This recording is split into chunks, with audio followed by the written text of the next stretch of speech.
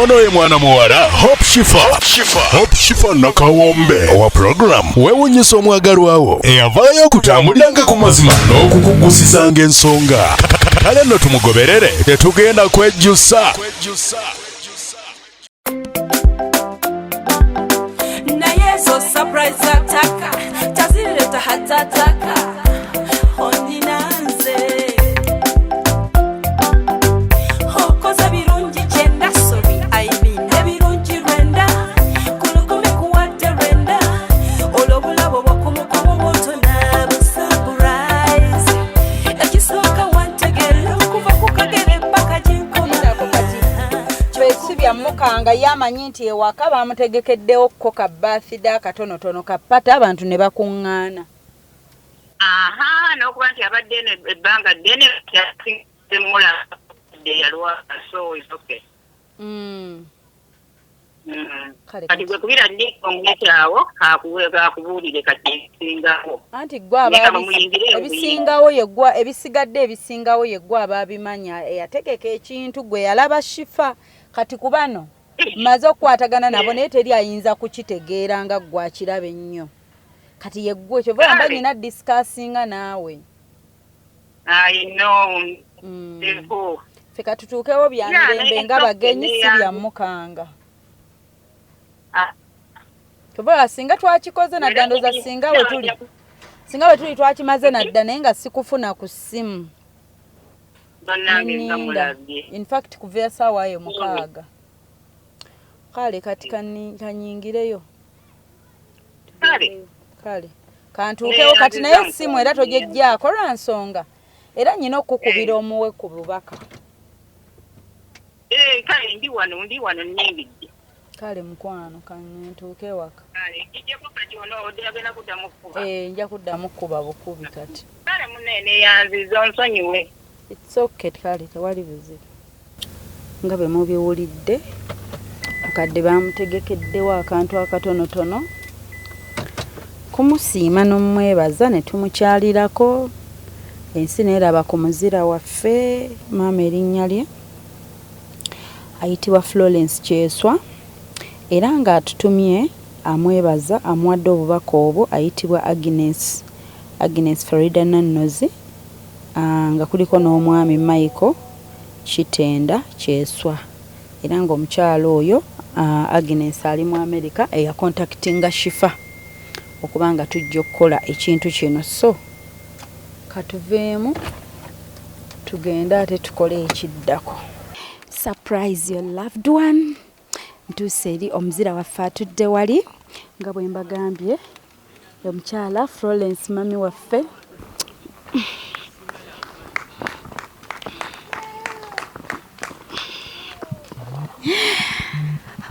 eradde nnyabo gyebaleko nnyabo kituufu sibuze yeggwe okusinzira ku kifaananyi kyennina badde nkulabiranga mu bifaananyi bwe nkuwulya kubanga wali eyo omukazi eyakola ebirungi balanga omukyalo oyo mulungi nnyo yabeera mulungi nnyo eri abantu bangi ne ŋŋamba omukyalo oyo mulabyeko ddi lwe lunaku luno amannya agange yenze nakawombe Shifa Hope nviiridde ku Baba TV program gyenkola bagiyita weewunyisa omwagalwawo tumukubako surprise ffe tubaawo omuntu natupya nagaa nyina omuntu eyankolera ebirungi gwe njagala okusiima kanange mba ndi awo nobaawo omuntu eyankubira naŋŋamba nyina omuntu eyakola ebirungi gwe njagala okusiima naye nange omuntu oyo eyankubira simumanyi kuba simusisinkanangako naye nzijidde ku ndagiriro bwe ŋŋamba mpetawa nzirawa kati gosuubira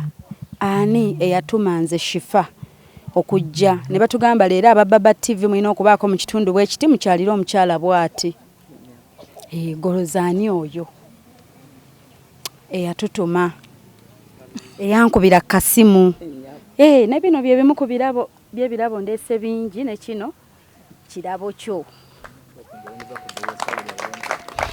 kati munnange gwosuubira ani obadde maama omulungi obadde owooluganda omulungi obadde omukwano omulungi obadde ekyokulabirako ekirungi naye golooza ani eyatukubira essimu nga bwe nkugambye nti omuntu oyo nange simumanyi naye baŋŋambye bugambi nti leero Baba TV mulina okukyalirako omukyala mu kitundu bwe kiti.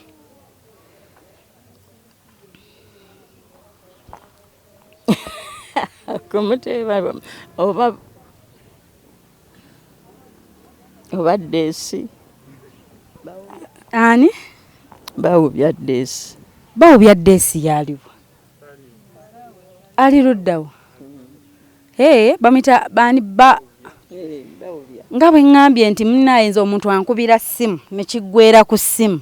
Kati nange kankube essimu tulabe oba yooyo. Nange kankube essimu tulabe oba yooyo eyantuma. Halo. Nkwagadde kwata ssimu mangu. Ono njogera ne ani? Bawubya? Bawubya ani? Bawubya Nanozi. Agnes Faridha Nanozi. Agambye mbu ye Nanozi Agnes Faridha.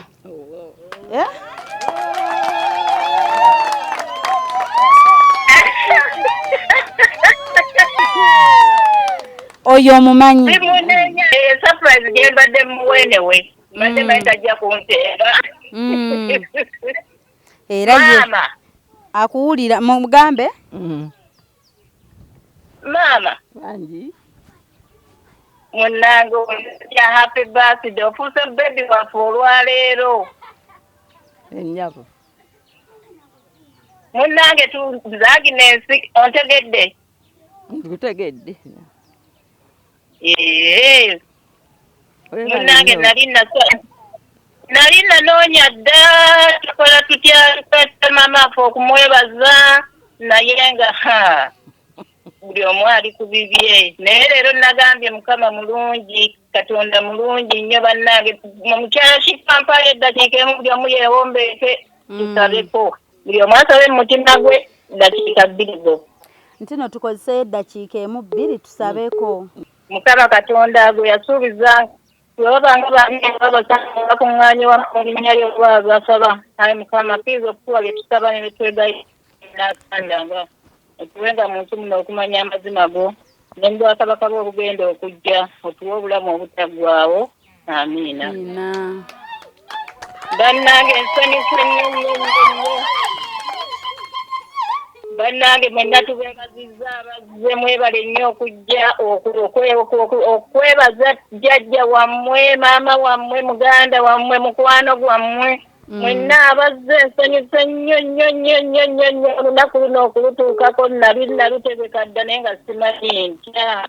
Sente tezikuumika, teziwera. Naye ŋŋambye Mukama mpa amaanyi kyensobodde kibeere kirungi. Nakubako omukulu Ddaani naye n'agamba nange neesimbyewo ne mugamba tutambule. Maama tukusaba okkirize okusiima kwaffe.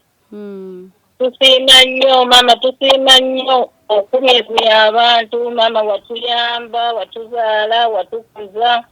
Oleze abaana b'abantu bangi naye nga tetukuddizanga. Njagadde leero tukulage naye nga ebikola bye bizibu. Bannange tuuse nnyo okubalaba mu linnya lya Mukama waffe Yesu Kristo. Abeewaffe leto zanya awo Mukama yeebale kubata nate nsaba abazzeeyo. Kaakati maama simanyi nakyakwogera naye tukwagala nnyo. Maama tukwebaza, weebale nnyo, weebale kuyita mu mitawaana gyonna egy'okuza abaana. Ebigambo bingi nnyo naye maama waffe oyo gwe mulaba maama mugumiikiriza. Mulamba bannange abali awo bwemba nningi mu njiri. Abo bonna abali awo bazzukulu, baana, mikwano. Maama waffe maama mugumiikiriza nnyo mukwano gwange nnyo wadde tukuzaawo ebigambo ebiyitiŋŋana. Abantu balina saalwagala abantu naye nze Katonda maama gwange naye maama wange ng'addewo nange kyaffe nti ye owulidde ne bwe twatambulanga ogende waabwe nga bamuyita maama Nanozi naye nga ng'ate ye gwe bayita Nanozi bulidde kale omukwano ogwo kuva awakaawo waddulanga abaana bangi taata waffe yaleeta abaana 10 ab'okuweerera ab'abaganda be bona awakaawo waliwo abantu abasuka 3 naye sabasaba bwajja anti buli omu asaana era nze nasigala ne maama maama ojukirawo Njukirawo lwasabasaba ajjukirawo nange ne tusigala awo nebigero bikubange tuli bumu nze nalala maama tuzeyeka eka era simanyi kirabo zalamu anganza naye katono ke tubala nako ayiko akwati nyonyo etugamba nti kannange tukikole awe tukaa ifa bannange mutyaawera ddala ngere emita amiina kati bannange bwe bubaka bwange obwo bakwebaza maama aza abaana ba nnyo maama waffe ayise mubintu okuba mu maka nene si kyangu naye mugeeza maama tukwebaza nnyo okutukuza era ebigambo mwayogeranga ebyabo byabakituuliriza naye tubakuuliriza abazadde bonna abalina abaana temukuwa kubuulira abaana omwana ne bw'abagala olwawulira bino ebigambo bya maama bye yatubuuliranga nga tuzanyazanya alowooza tetuwulira ebituza tulina ebigambo byobagambanga nga bato nga bibanga ebyokuzanyazanya naye nga babanga babiwulira era bibayambye ennyo mu nsi ye mukwano naye tumwebaliza ddala ise mayi ndi naye bwe ntandika ntuula wansi kuwandiika akatabo kajjula n'enkakala nti nga yatuwandiika akatabo bye muyiseemu kayinza okujjula ne katamala nakumala bibadde bingi naye byonna abijjukira era asiima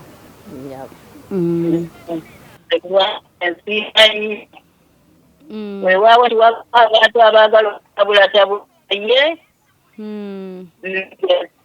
oyo kuba siina mukwano mulala asingira maama wange ng'oggyeko katonda taliiyo abala bonna bonna tubasanze mu nsi nze nkuze okutuusa lwe navaawo nejeena ye mukwano naye maama tekulanga ku ssanyu kubanga ebintu byonna byonna byalise bingi ne bavuma ne bakola batya nga asirise maama waffe mugumiikiriza era twebaza tubeebaza nnyo okutukuliza mu ddiini kubanga kituyambye nnyo era waffe yatukuzanga teriyo batamiivu abaana bonna babadde bulungi bakuzanga temuli batamiivu temuli bano biki bwe bali bakuza bulungi maama tumwebaza nnyo simanyi wa kumwebaza kubanga ebyokwogera bingi bwenge singa ntuula n'okumalako okudde naye maama tukwebaza naye nga maama ategedde obubaka maama obubaka obufunye lwaki abantu bakuŋŋaanye bonna bali wano okukusiima buli goolaba wano nga baagala kujaguza maamabanyimbiro y'akayimba okoze nnyo njagala banyimbiro y'akayimba akamaama maama oh maama olwo tutandika oba tumaliriza nedda tetulina kyali byetukuba kaluulu yes otwale bimuli kuntana tulindeko nedda obawanise waggulu twagala tuye n'abaami nga bayimba Ina duplicate mama nibera ocha otali nyabo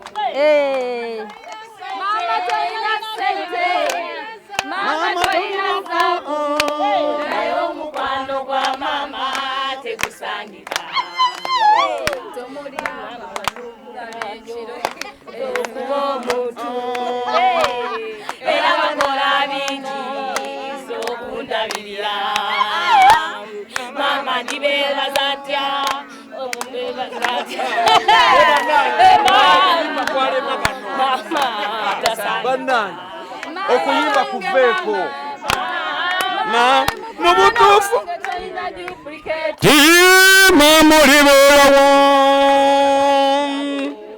mama tolina zaabu mama tolina gaali naye mukwano gwa mama tegusangika samataka ebimuli ku ntaana katono koolinawo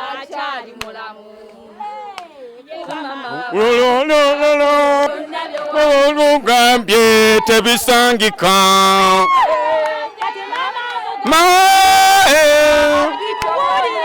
duplicate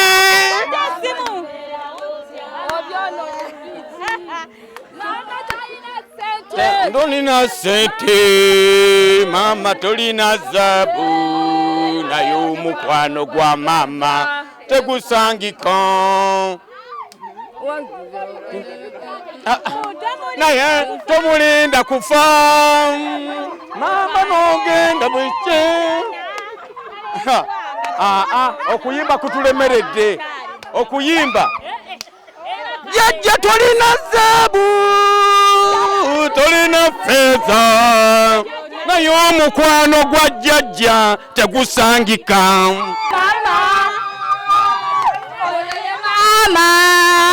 oyo ye maama abange omukwano tegusangika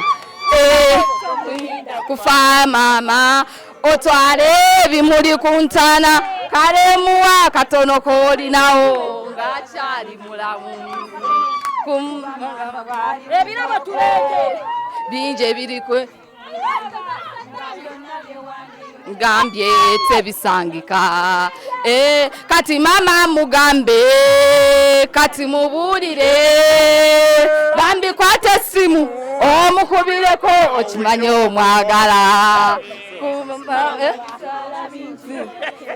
kaka kuba mama katono komuwaye mama kasimba mama wange jjajja li mukwano gwaffe mama mama ndikwebaza nta wotali mami mama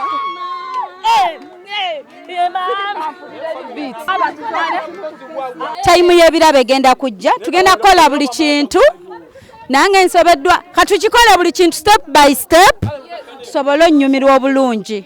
Ekirabo kino kiriko happy birthday Mami Florence. Mami Florence Kyeeswa. Era ng'ekirabo kino tikiddeko emitwalo 2. Era kakwate wano ekirabo kye abasinapinga musinapinge katumukwatireko wano mumukwato. Era ng'ekimuli kyaffe kino kivudde mu JK gift hampers. JK gift hampers. Yes. Ekirabo kye kyekye kyensoose nakyo nendeeta ekirabo kya keeke eno ekifaananyi kyo kirabye keeke eyo n'atutumye okukola surprise kwali era ng'agamba Mami Florence Kyeeswa weebale kutukuza kyasinga okwebaza weebale kubakuza era nga munnange ne kino kirabo kyo bagambye maama waffe omulungi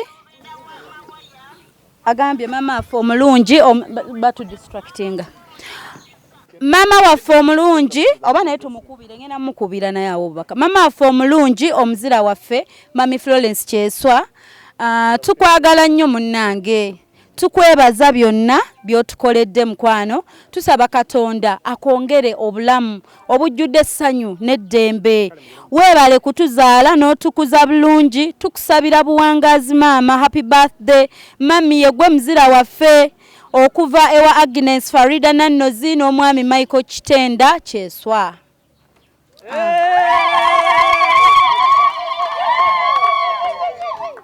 Kale kati bagenda kuba bajjayo obubaka bonna babuleete wano obubaka bwe twetisse naye nga osanyuse oli happy so kompe kuhaga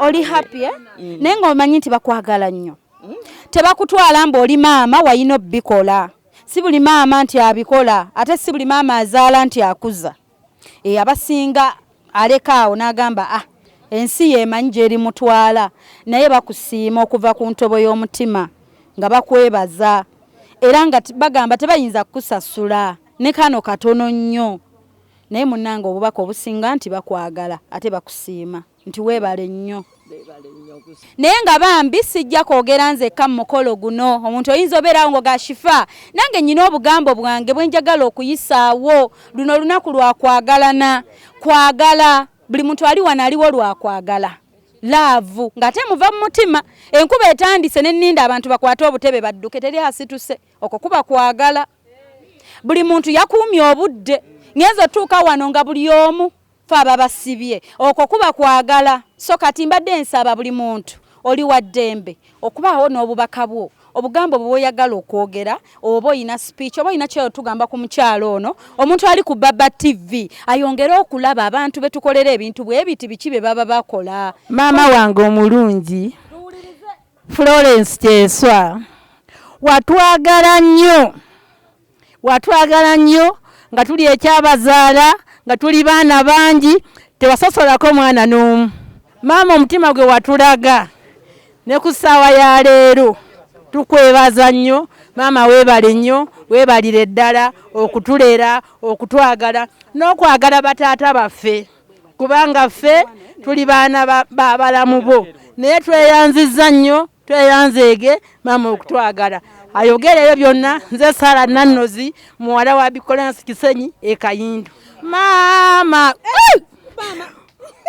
wange mama kwagala nnyo mama ndi kuwaki mama wange ebirungi byonkoledde mama mbisiima tumukubireko mu ngalo gwe ng'oŋŋamba nti ate tumukubira aka leediyo kano yandikawulidde atya ng'amukuba akapera. Nze ayogera nze Mande Kitenda Kyeeswa nga ndi muzzukulu wano mu lujja luno. Olwaleero nze nsooka okwebaza senga waffe senga wange Nanozi Agnes olw'ekintu kino kyatutuusizzaako. Waliwo akanya ke neerabiddeko embadde siterako okumanya nnyo aka Faridha akasenga wange oyo nako nkongeddeko. Weebale nnyo omulimu gw'okoze guno n'otuwamu ku ssanyu kubanga nze bukyanga nkula kutuuka wano mpezezza emyaka 33 mbadde sifunanga ku kirabo kya jjajja kye mumuwaako era ekyo mukikubireko mu bugala abali wano kubanga buno omuntu bwe buti butufuula okuba abantu abawamu era jjajja akantu ako kanootinge olunaku lunootinge luno kubanga lunaku lukulu nnyo mu kitiibwa kyo kubanga nange kennyini olaba kinkyamudde ng'ate mbadde mulwadde nenvaamu ebigambo bye mbadde sisuubira kuvaamu ate muba kunsanga ndi mulwadde ate nga siri mulwadde mwaliwulidde omuliro. Kati katugende ku jjajja ono.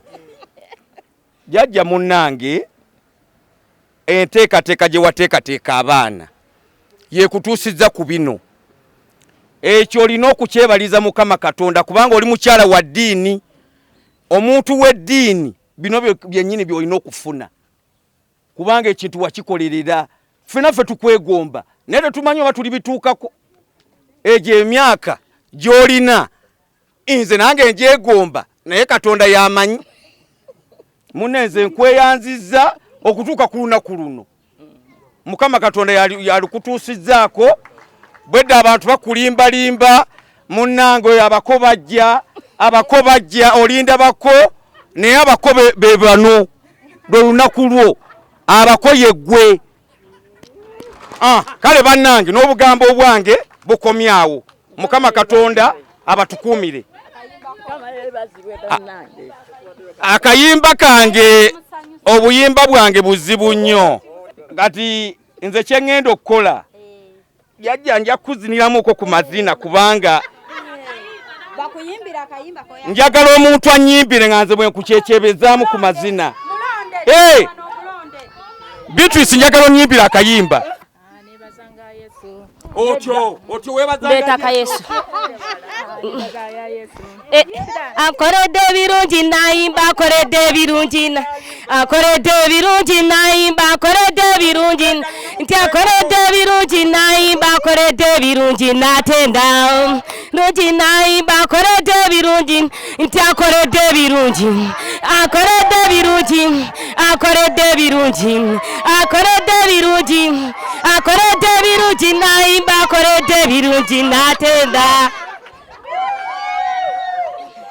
Nange nzize okwebaza jjajja amannya gange ze Nandyose Beatrice nebaza Katonda ku lunaku olungi lwe tutuuseeko olunaku olw'essanyu senga tukweyanziza weebale nnyo byonna by'okoze Mukama akuwa omukisa.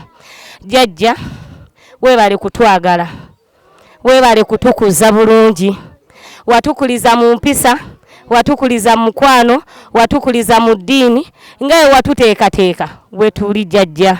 Weebale twagala Mukama akuwa omukisa jjajja. Amiina. Ffe baani jjajja abali wano naawe olwaleero Mukama akuwa omukisa weebale kutukuza.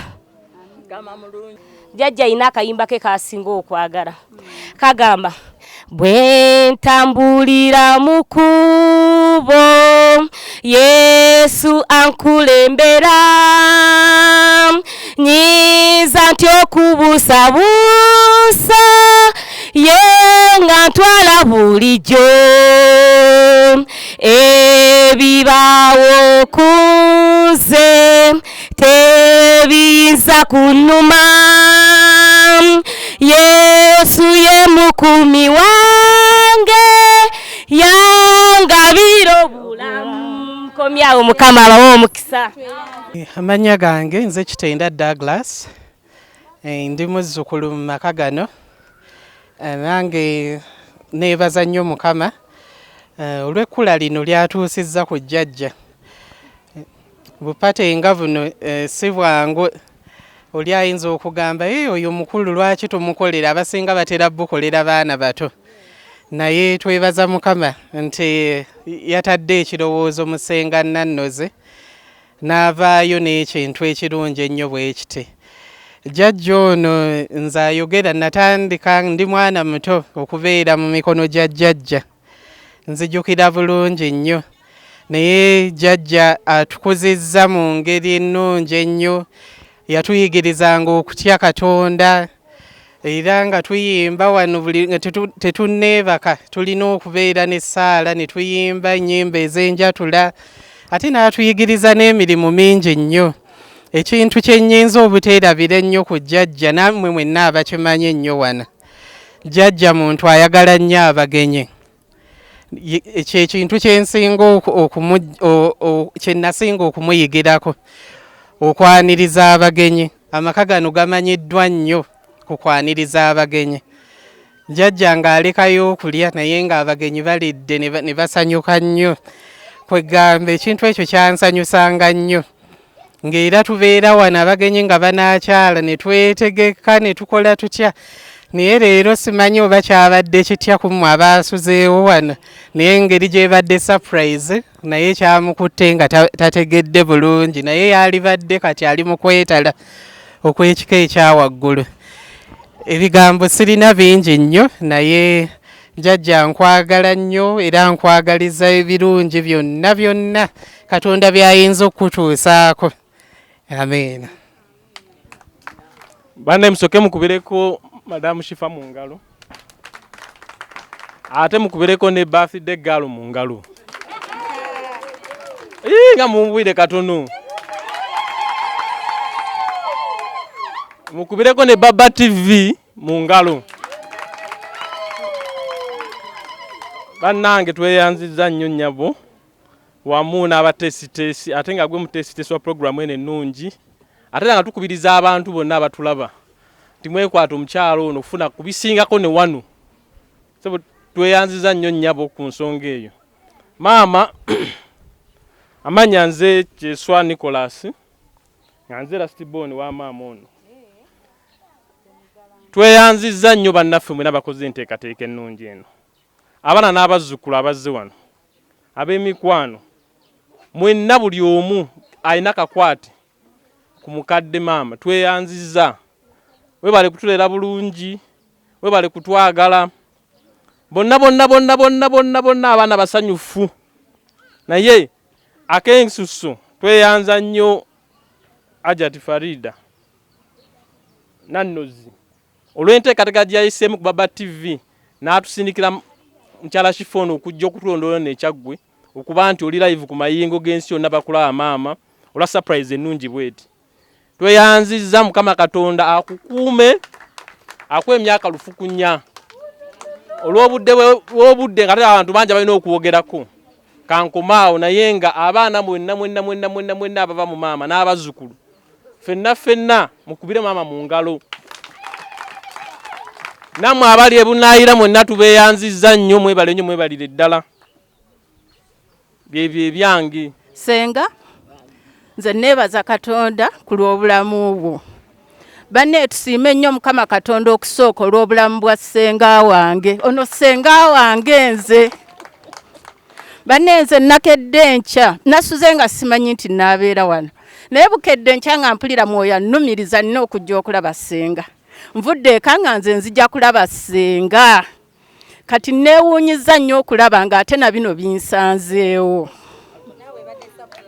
surprise senga njagala okukusiima olw'omulimu omulungi omunene ogw'amaanyi Mukama Katonda gwakukozesezza ng'okyali mu bulamu bw'ensi eno kiba kizibu nnyo bulijjo bannange bantu bannaffe okusiima bannaffe nga bakyali balamu bulijjo ebirungi tubyogera bali wali bagalamidde naye Mukama yeebazibwe nti senga ofunye omukisa abantu tukusiimye ng'okyaliwo mulamu Mukama waffe yeebazibwe nnyo bannange senga wange ono jjajjammwe maama wammwe mwenna mukyala ow'amaanyi omukyala omugumiikiriza omukyala ayimiriddewo ku lw'abantu abangi senga aleza abantu bangi nnyo wano nange nabeerako mu maka muno mu nnyumba muno nga senga yatulera naye mu biseera ebyo twaliwo abantu abawera 20 naye nga mu maka muno temuli mwami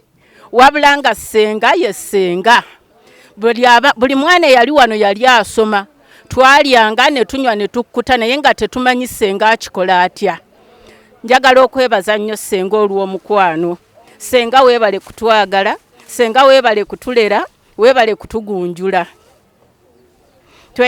tweyanzeege Mukama akuwe nnyo omukisa Mukama akukuume senga bulijjo mukyala wa kamwenyumwenyu nze mbadde nve wange omwami wange ngambye agenda kukulaba era aseka akaseko ke era bwe nkubye ekkateni bwe nti senga n'aseka senga weebale kukuuma kaseko ate n'abaana njagala obbasiima bwe baba nga bategedde maama kyawaddeyo si buli muzadde nti akuuma abaana si buli muzadde nti alera abaana ate si buli muzadde alera nti agunjula naye okusingira ddala mu byonna senga yateekawo omusingi ogw'okutya Katonda era buli omu kyayogerako tweyanza nnyo senga tweyanzeege Mukama ayongera okukukuuma Mukama ayongera okukulabirira ayongera okukugabirira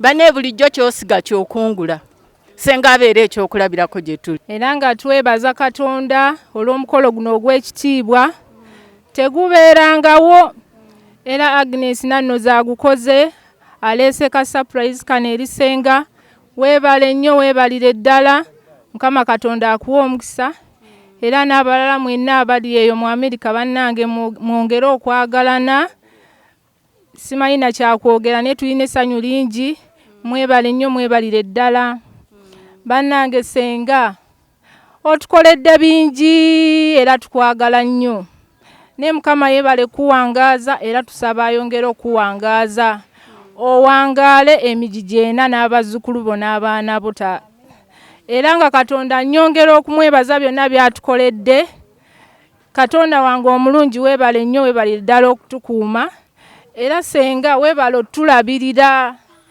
nze senga yandera nga okuva nga nkyalina emyaka 3 n'ekitundu nandera nampeerera bannange ennyongera okusiima.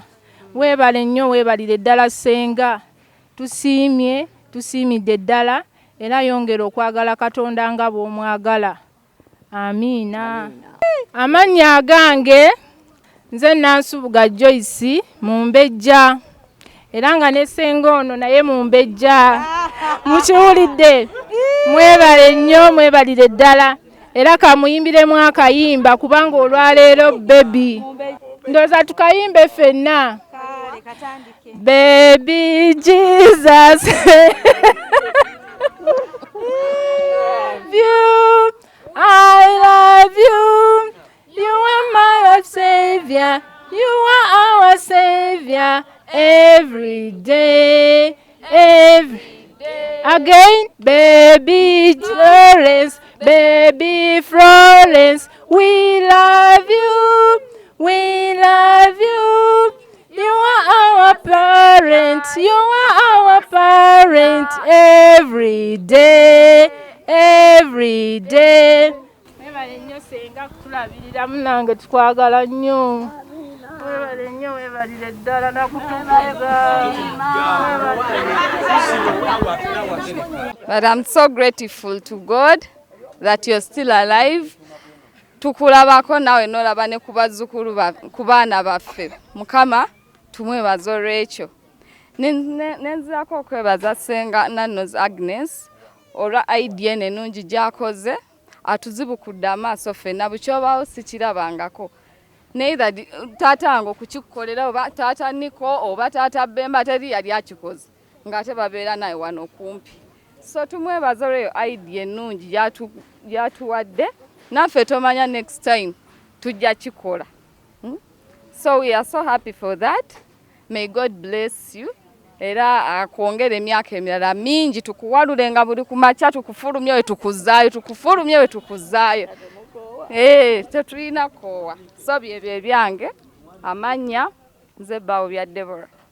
Jjajja tubaddeawo ne basabuukulula oveni eyo. Ne ŋŋamba tuwonye omukka tuwonye effumbiro ffe baani kati tugenda ayimirira buyimirizi watugaana ofumba nga tuyimiridde naye kati tuli bakuyimirira we tusirikayo tukuwa bintu bya .com. So senga Nanozi weebale nnyo weebalire ddala n'ennyumba tekyaguba omukka temukyali because of that. Agambye agenda kunyoola omuliro okuva lwe tutandise wano omwana abadde akula okitegeera bamuzadde abadde akula kati saawa zino teete agenda kutambula omwana Florence ayimiridde Florence ayimiridde omwana ayimiridde Florence ayimiridde omwana ayimiridde Jojuzi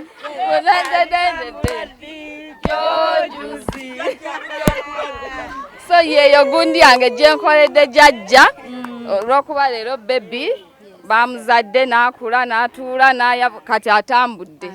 So shifa weebale nnyo okujja mu famire yaffe. Jjajja omuntu w'abantu nnyo obuzaabuuza Kyeeswa ne waba Kyeeswa muto bakuleeta wano. Yes. Nange nebaza nnyo Katonda ku lw'omwana wange ono ow'obuwala yazaalika. Abakyala bangi bazaala abaana ne babakaabya amaziga. Naye nebaza Katonda eyampa ekirabo ky'omwana. Era nebaza Katonda ate atutuusizza ku kkula lino. Ne nebaza Katonda olw'ebirabo by'abazzukulu ate abavuddemu amakula gano ne bagamba nti maama katumukolereyo awo ka surprise. Bannange Mukama abongere nnyo omukisa. Era bonna ababaddewo nga bateesa Mukama abongere omukisa. Ate we bajje bazzeewo Mukama agabirire. Ate era nabo babeerenga maama ono nga bwe basiimye nti maama yabakuza bulungi. Ate era nabo bakole bulungi nnyo abaana baabwe nabo basobole okubaweesa ekitiibwa. Nange maama nkwebaza. Weebale kundera anti olukula luyonka omwana gwalyo. Weebale munnange, byonna byonkolera mbisiima. N'abazzukulu byonna bye bankolera mbisiima. Weebale maama kubeera omwana omugonvu. Weebale okuyimirira ne bamaama ne bakojja. Byonna byokola munnange tubisiima. Mukama akwongere nnyo omukisa, ate era akuwa omukisa mu byonna mu baana n'abazzukulu. Na byonna akukulaakulanye, akwongera obulamu nga bwe yagamba nti alitukkusa obulamu. Mukama akituukirize. Mukama akuwe nnyo omukisa maama. Olunaku olulungi mukwano, kale Mukama akuume. Mami naawe weebale nnyo, weebalire ddala, tweyanziza nnyo tweyanzeege. Weebale nnyo n'abazzukulu n'abaana na bonna abooluganda. Mukama nga bw'atugassa awamu. Mwebale nnyo, mwebalire ddala. Amannya agange nze Kirembe Harriet. Bannange nsanyuse nnyo era ndi musanyufu nnyo nnyo nnyo nnyo nnyo. Nze bukyanga mbeerawo nange sibirabangako, ndi musanyufu olwa jjajja ku birungi byafunye nange mbeera nfunye. Jjajja mwebaza okutulabirira, okutukuuma. Nze nkuze ndi naye yankuzizza okuva obuto bwange. Ankuziza mu ddiini. Ankuziza mu ddiini. Jjajja weebale nnyo, weebalire ddala. Mukama akuwe by'osinga okwetaaga. Akuwangaaze. Tukwanikeko mu kasana tukulabeko jjajja. Jjajja buli kimu nkwagaliza birungi byereere. Neebaza nnyo Ssenga Nanozi byakoze. Tubaye tusula mu nzikiza tuwonye enzikiza bannange kale twaka. Misana na kiro. Mukama akuwa omukisa jjajja. Owangaale. Mukama akukuume. Nze nkwagaliza buwangaazi. Beera bulungi. Bassebo ne bannyabo abazze olwaleero mbeebaza olw'okujja. Bonna abavuddeko ababadde boogera babadde bazzukulu bajjajja ab'omusaayi era abaana be ab'omusaayi. Tewali abadde ayogera ku ludda lwa ab'emikwano. So njagala okwebaza jjajja kubanga nze si yazaala maama wange, si yazaala taata wange. Naye natandika otegeera, I think twajja wano nga nina emyaka 2 oba gumu sijjukira. Naye nali baby nnyo. So natandika otegeera nga jjajja gwe ndaba kyantwalira ebbanga otegeera nti si yazaala bazadde bange abaddala. But mwebaza kubanga abadde jjajja mulungi.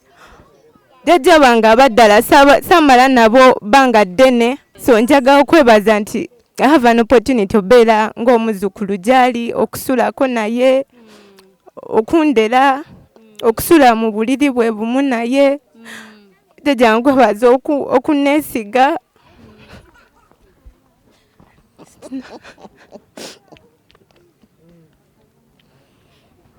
So nebaza Mukama olwa buli omu n'abakoze surprise eno. Just nze wento wendi emotional.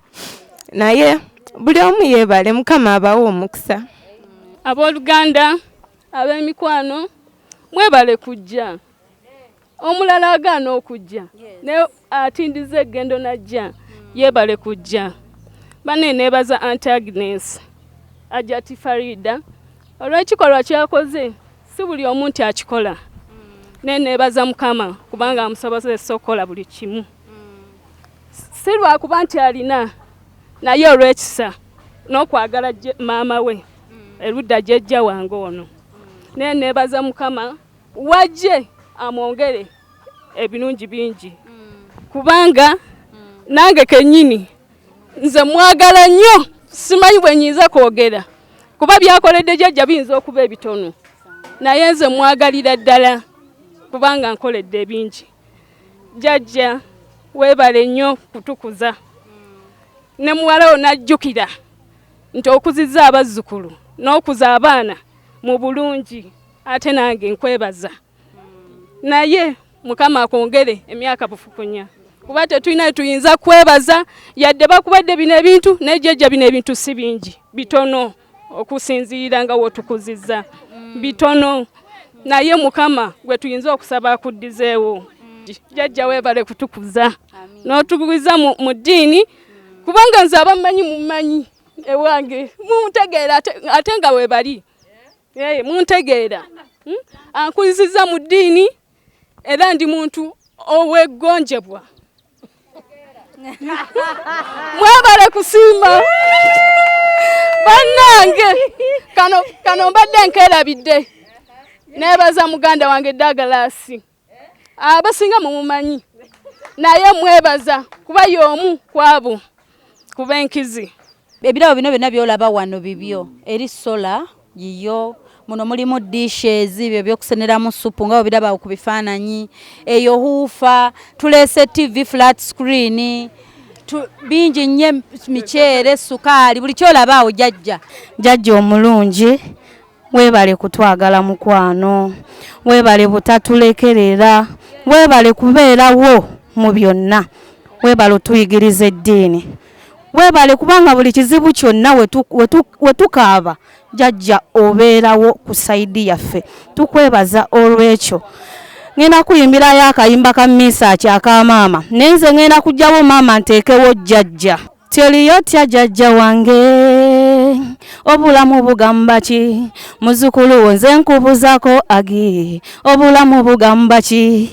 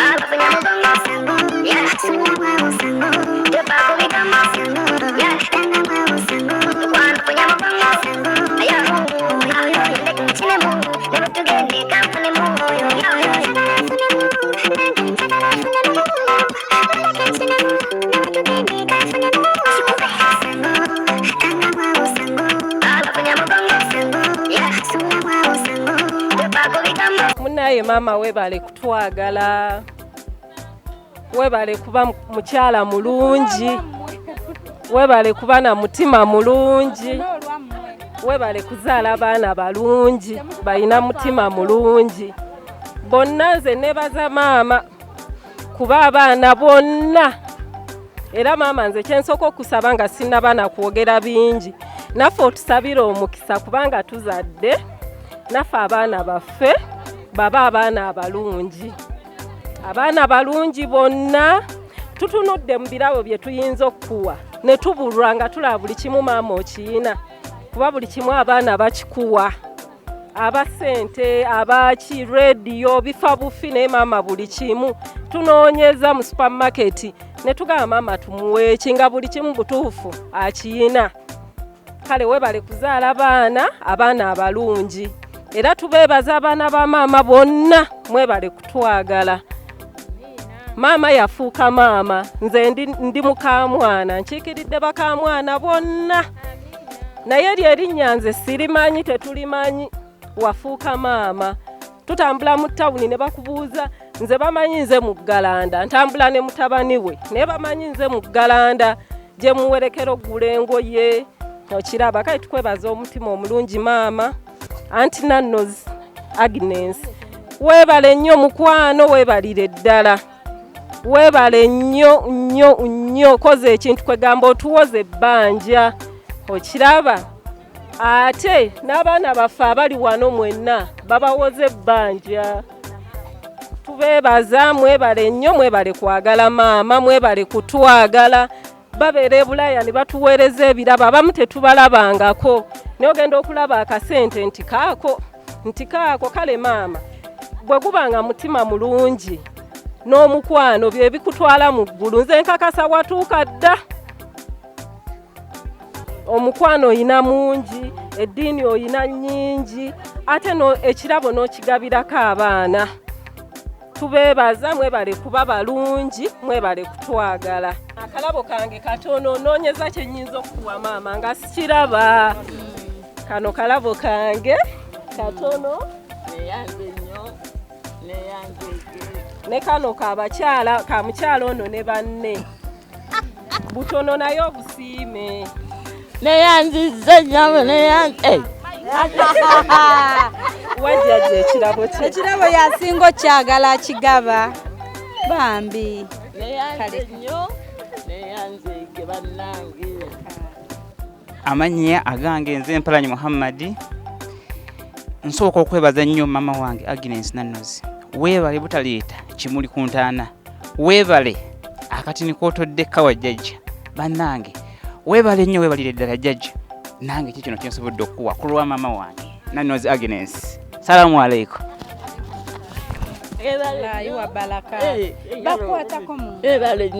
Mukama mulungi. Banne Mukama mulungi. N'ekiseera kyonna. Nze nandyagadde nga sinaba kwogera bigambo bingi, ffenna tugenda kuyimba akayimba wadde kalinga akakadde naye kankolera. Happy birthday dear Jaja, happy birthday dear Jaja, happy birthday dear Jaja, happy birthday dear Jaja, happy birthday to you, happy birthday to you, happy birthday dear Jaja. Nebaza Katonda olw'akaseera kano akalungi. Nze sijja gamba nti ndi mwana naye nafuuka mwana olw'ensonga nti jjajja ono twamusanga, maama twamusanga taleze baana babe bokka, naye aleze buli kikula kya muntu. Taboola muntu yenna nti oba mupakasa mukasukeeri, taboola muntu nti oba ono yakula bw'ati akasukeeri. Ffenna yatwagala kyenkanyi. Yensonga lwaki ndi maaso gano okwebaza maama. Thank you for being so good a mother.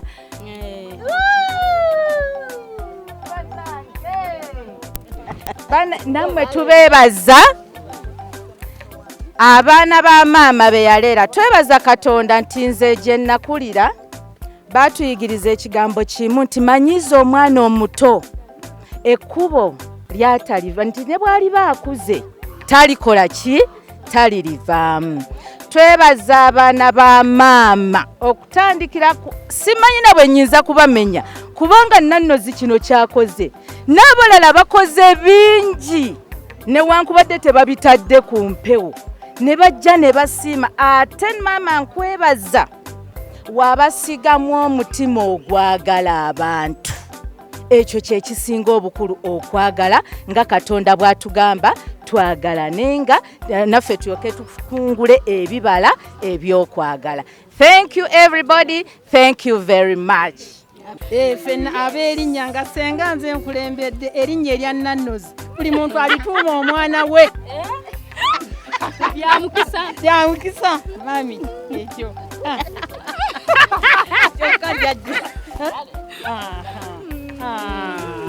ekyo erinnya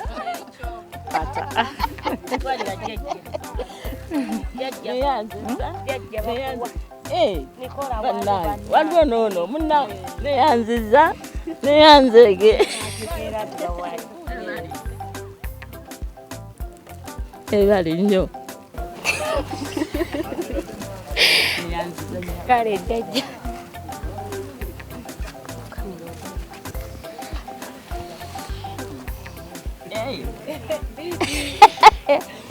ono mwana neyanziza mwana wange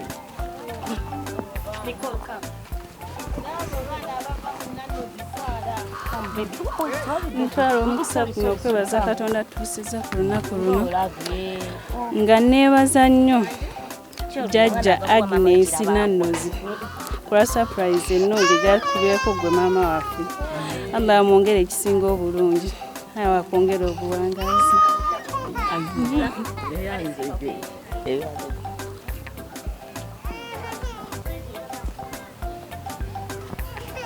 Allah yebale kutera mu baraka jjajja, yebale kutuuka ku lunaku luno. Amiina. Baidala. Jjajja akwongere obuwangazi. Ebale nnyo ebale.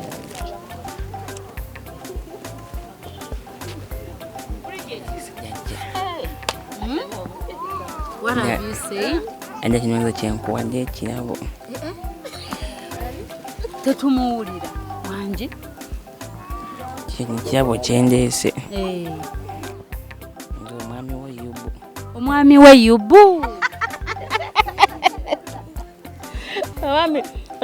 Nange nja kuluka emikeeka. Jjajja nkuwa ekirabo kyange olw'essanyu.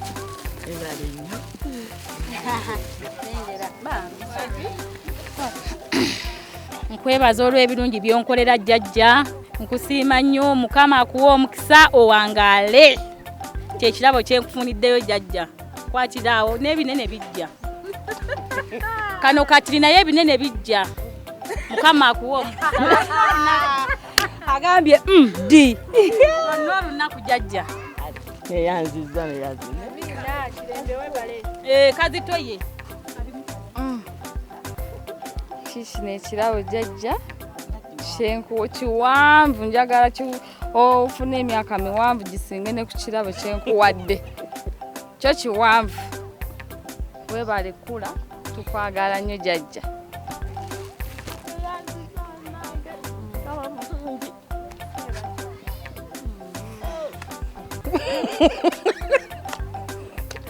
Ai munnange nange nninamu muno ebirabo benkuleetedde naye kakaadi kange kano njagala nako kasome.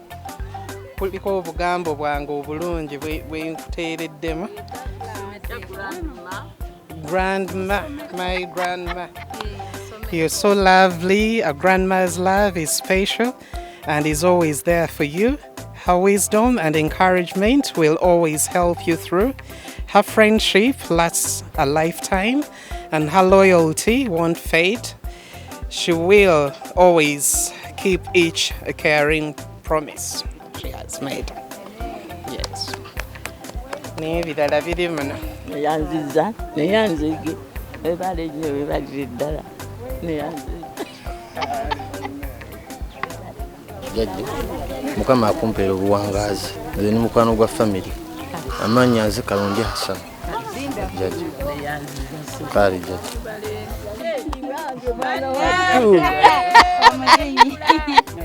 Badenga neyanziza. Ebale sebo. Ebale amazina ngalabye.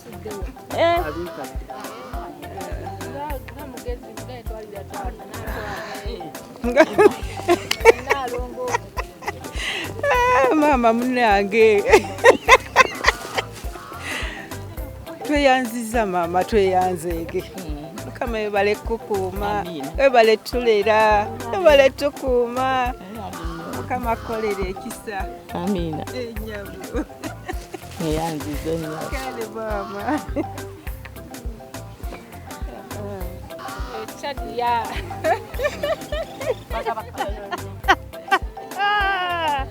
Jjajja nkuleetedde ekirabo. Mukama yeebale kukuuma n'atukutuumira emyaka gyonna. Weebale nnyo, weebalire ddala kutwagala n'otutwalanga abaana bo be wazaala mu lubuto. Mukama akuwangaaze, akuwalulireko mu kaliba. Jjajja ekirabo kyo kiikino. Weebale nnyo. Ebale kusiima. Amiina jjajja. N'ababikoze bannaffe beebale nnyo beebale. Batukubyeko surprise. Eyo mulembe gye twadde tutayinza kumanya. Mukama abakuume. Munange weebale kati nina ye nsaba okasiime mukwano. Katono kazira mu liiso. Yanziza nnyabo. Ekirabo tekiba kitono. Jajja weebale kunsabira n'enziga. Tweyanziza jajja. Katonda akuwe omukisa.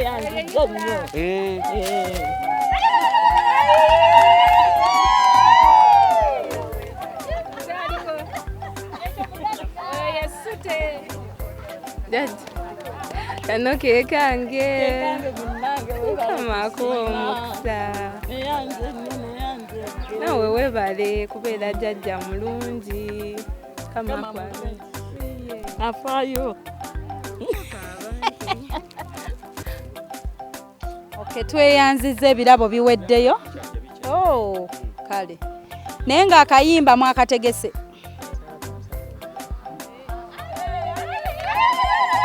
Koko ute supu.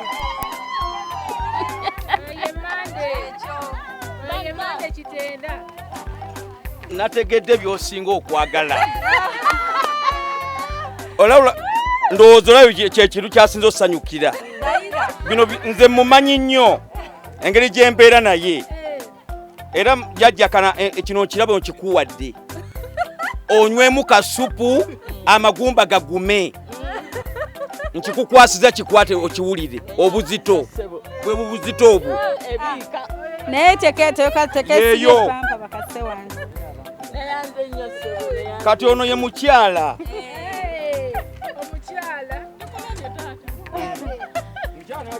Jajja nange nkutoneddeyo kana kati nitini munnange. Webale kutuuka ku lunaku luno. Nange kunsabira ku lutuukako. Mukama mulungi. Afaayo webale nnyo. Tweyanziza ndowooza ebirabo biweddeyo mikwano. Jajja olinayo by'owandyagadde naawe okwogera okugamba ku bantu. Kati jajja katuwuliriza speech ya jajja. Maama gwe baatumye. Nga bakutumye eri omuntu y'ogenda. Oba afaanana atya, oba munene, oba mumyufu, oba mukiisi nga tomanyi.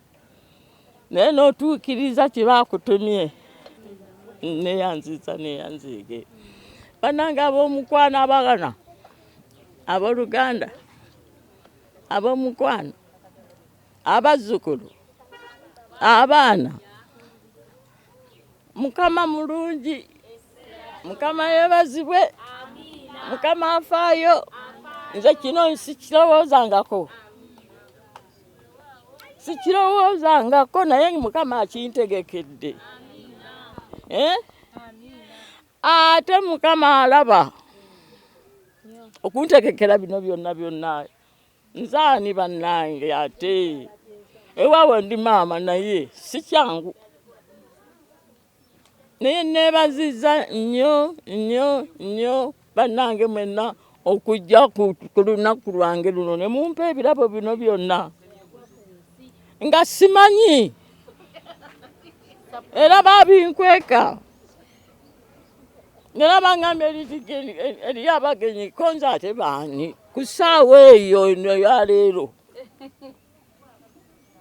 Era waliwo eyayogera n'agamba nti ku Sande waliwo abajja konze bajja kubuuzaako konze balijja balinsanga nga simanyi nti Mukama antegekedde bino nze munnange. Mukama nga mulungi, Mukama nga njagala.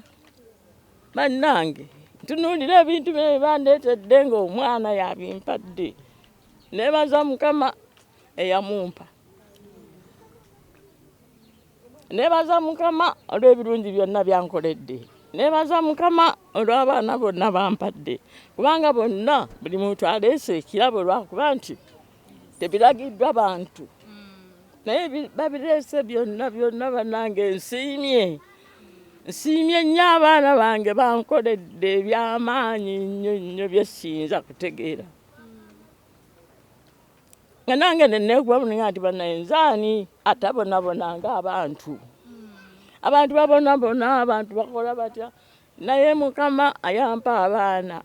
Bandabiridde, bankuumye, banzijanjabye. Mbeebaza nnyo bannange abaana mwenna mwebale nnyo kubanga buli muntu alina kyakoze lwakuba nti tekirabiddwa nga ekya Nanozi. Naye ebintu ebikoleddwa bingi nnyo.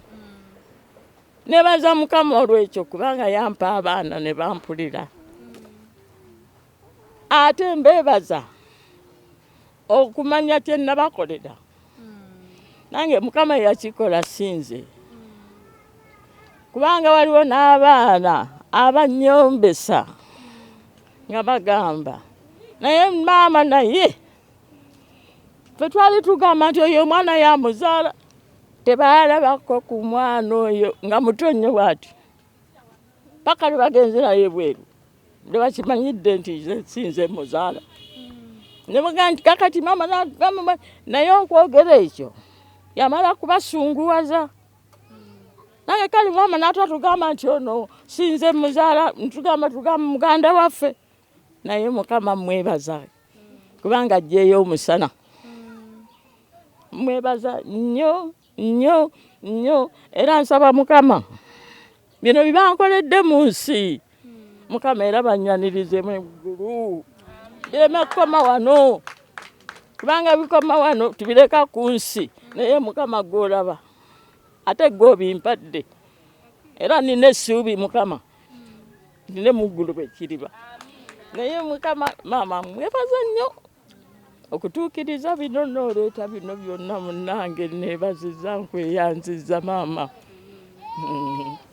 Kubanga wagambye nti zijidde ku ski n'ogamba ba mukazi afaanana atya munene ndowooza badde oga nti eriyo n'omulala naye nga yenze badde n'akafaananyi tolabye bwe nkatadde muli ekifaananyi kirabye luvannyuma.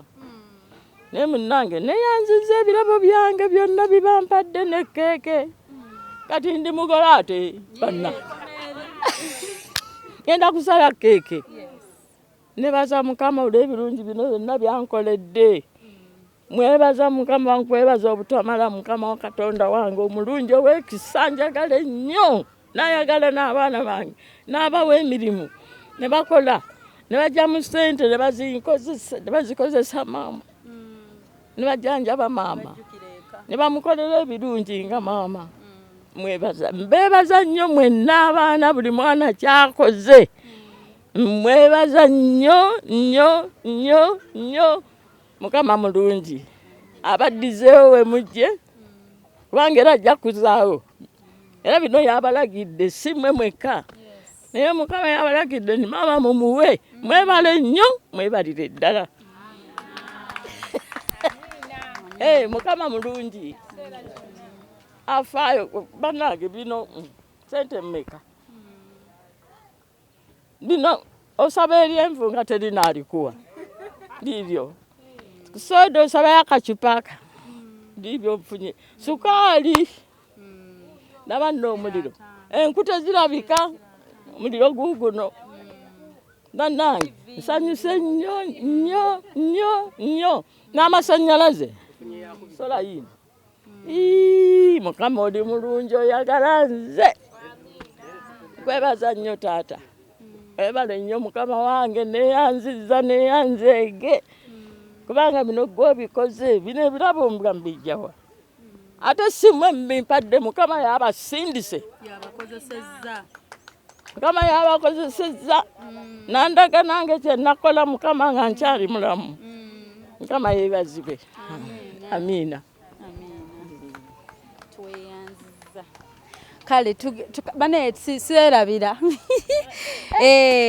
serabira tufune entertainment keeka ajja gisali ano watudde tugenda sembeza okitegeera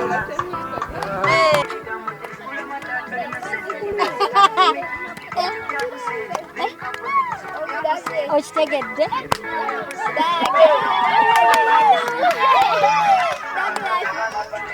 abakola sente nenene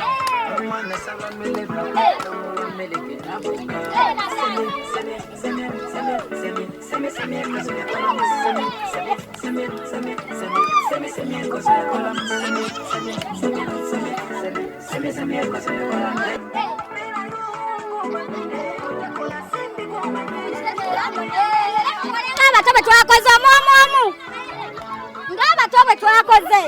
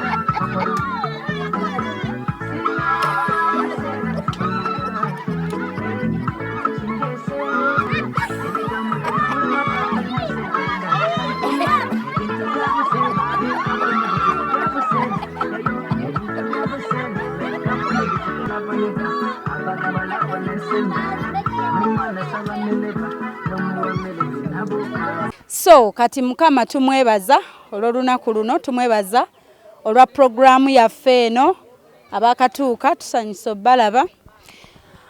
Programu yaffe baawulirwa Sunday sawa 9 ez'emisana neddibwamu ku Lwomukaaga sawa mmeka 11. Bwe tuba bwe tutyo nga Shifa ali ku screen yo nga nkuleetera abantu abakola ebirungi, abantu gwe muno bino byonna by'olabye oyizeemu ki. Otegedde mbu mu famire mubaamu eddiini kikulu nnyo ekikulembera, empisa muzirabye mu famire. Kwegamba waliwo ebintu by'olaba n'ogamba yes, waliwo abantu bala n'ogeera bano balina obba obulungi kati nga lwaki tebaba bulungi, empisa baziina, eddiini bagiina, bategeera abantu baaniriza, why not? Naye nga nabagamba ebintu ebisinga mu nsi tubikolerera njogera nnyo wano naye ne mutabitwala ne mukomentinga kiri naye nze mbibagamba mu nsi kyosiga kyokungula era bakyogeddwa lwo omukyala naze nawa speech n'agamba ebintu mu nsi gwe kyoyagala bakuyisa emyaka 5 mu maaso kyoyagala oba emyaka egijja mu maaso, life is what you make it. Nze nabagamba n'omwana omuto mu respecting oyo gw'olabaawo kuba tomanyi kyagenda kuba nkya, so respect each other. Abantu mulemo bayisaamu amaaso. Tuleesa abantu wano nga abamu obufumbo babujja ku social media, abamu enganda bazijja ku social media, abamu gwe tomanya wa ogenda sanga mukwano go mu nsi abantu besanga nga mikwano na oli nafuka nga ow'oluganda nakolera n'ebisinga eby'enganda ng'ate wamusanga mikwano. So weekutta otya mukwano? Buli wootuuka mu kitundu tomanya lwaki Katonda akusinsikanyiza omuntu, tomanya lwaki mwesanze. Omuntu yayinza oba yagenda okuteerawo eddaala erikutwala ewaddako. Bino ebintu mbibagamba mubeera mumbuuza Shifa mmwe mukikola mutya oba ani yakikola ate byebyo bye muwulira bye boogera abantu.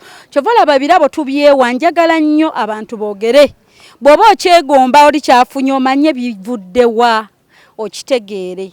So mbeebaza okubaako amannya Nakawombe Shifa Hope ku programu yaffe Weewunyisa Omwagalwawo Surprise Your Loved One. Ab'ebulaaya batulabira ku YouTube channel tekamu Weewunyisa Omwagalwawo Surprise Your Loved One. Nolaba bwe tukikola oba n'ogenda ku Facebook page ya Baba TV oba n'olabira okwo oba n'ogenda ku YouTube channel ya Baba TV n'olabira okwo programu yaffe ennaku nzibagambye Sunday sawa 9 repeat yaffe mubadde mundi bubi Shifa repeat Shifa biki Saturday balubongedde olwa repeat. So tugenda sala keki yaffe mbadde nsaba tusembereko tukwatekwateko tetugenda musitula omugole waffe. Programu yaffe neteekebwamu ssente aba Bake for Me abatukolera keke ez'omulembe obasanga ku outlets zaabwe ez'enjawulo. Oyinza oba oyina mukyala wo atuddeka basomesa agende bamusomesa okukola ebintu nga bino oba omwana wo kusoma kwataataagana nga bagenda ku Bake for Me babayigiriza bwe bakola keki zino mikwano.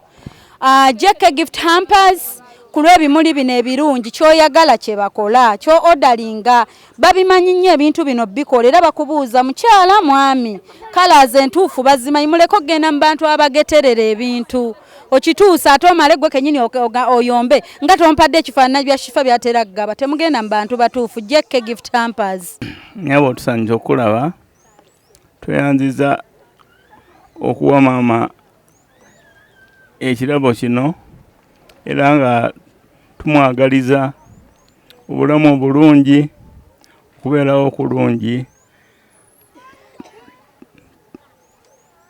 paka Mukama lwalisalawo. Amanya nze Bemba Sam Fred Kyeeswa. Nze nadda mu bigere bya muzeeyi waffe Mako Kyeeswa Kitenda. Tusanyusa obbalaba, mwebale kutuwa bintu bino. Mukama mbakuume. Awezezze emeka? Awezezze emeka?